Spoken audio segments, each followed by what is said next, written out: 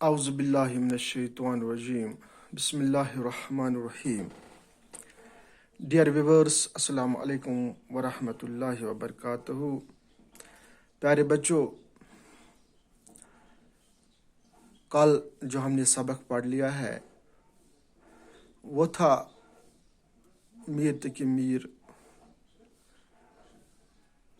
کا ایک نظم جو آپ کی نصابی کتاب یعنی اردو میں پہلا سبق جو اس کا ہے شاعری میں پہلا سبق میر تقی میر کا جو ہے اس کی تشریح ہم نے پوری کر دی. لیکن آج جو ہمیں سبق پڑھنا ہے اس کے بعد آتا ہے خواجہ حیدر علی آتش.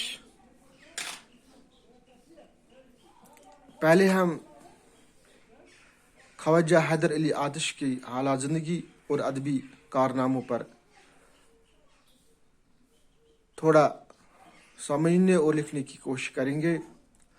اس کا پورا نوٹ جو میں نے بورڈ پر لکھ دیا ہے، آپ اس نوٹ کو اچھی طریقے سے اپنی کاپی پر اٹھا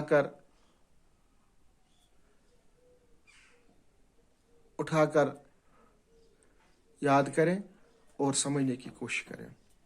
اس کے ساتھ ساتھ میں یہ نوٹ پڑھوں گا بھی اور سمجھانے کی کوشش بھی کروں گا. خواجہ حیدر علی آتش کی حالات زندگی جو ہے وہ اس طرح ہے. حیدر اس کا نام تھا، علی آتش تخلص. وطن یعنی جس گاؤں میں وہ رہتا تھا، وطن فیض آباد میں 1777 عیسوی میں پیدا ہوئی. چھوٹی ہی عمر میں آپ کا سایہ اٹھا، یعنی اس کا باپ مر گیا. تکمیل تعلیم نہ ہو سکی، یعنی اس کی پوری تعلیم نہ ہو سکی، لیکن شاعرانہ صلاحیتیں جلد ہی ابھر آئے. مزاج میں ایک فقیرانہ انداز تھا. عمر کا بیشتر حصہ تنگ دستی اور سختی کے ساتھ گزاری، مگر کسی کے دست نگر نہیں رہے، یعنی کسی کے سامنے اپنا ہاتھ نہیں پھیلایا. آخری عمر میں ان کی بینائی جاتی رہی، جس کی وجہ سے ادھر ادھر جانا ترک کر دیا. آخرکار 70 سال کی عمر میں 1847 عیسوی میں لکھنؤ ہی میں وفات پائی. آتش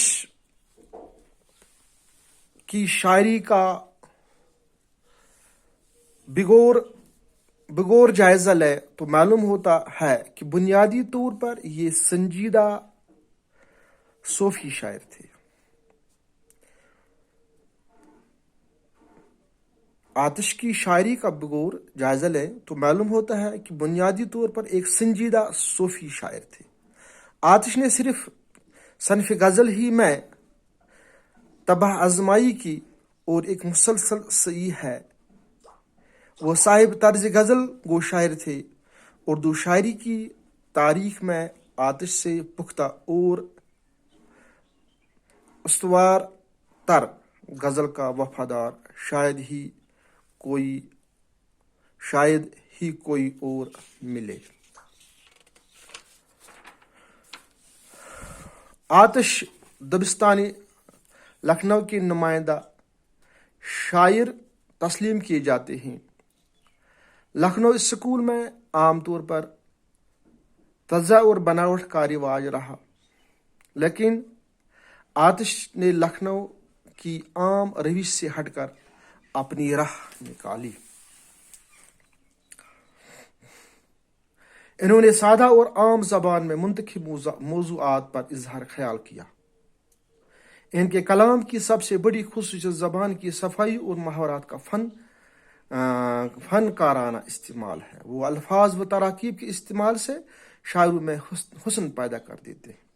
آتش کے کلام میں روزمرہ اور عام بول چال کا انداز پایا جاتا ہے جس سے کلام میں ایک خاص لطف پیدا ہو گیا ہے۔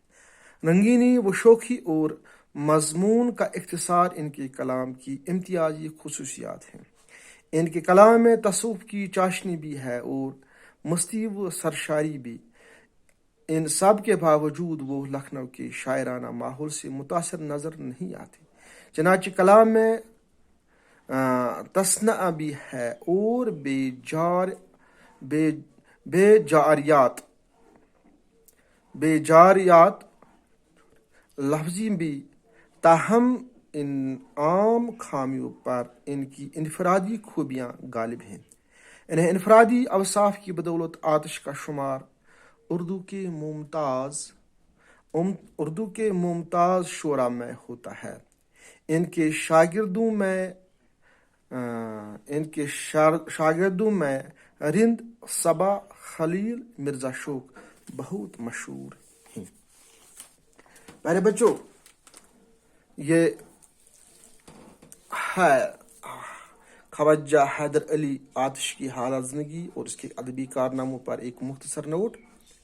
اس نوٹ کو آپ اپنی کاپی پر صاف اور خوش خط لکھیں اور یاد کرنے کی کوشش کریں۔ ہو سکتا ہے امتحان میں بھی آ سکتا ہے یہ کوشچن، یہ نوٹ۔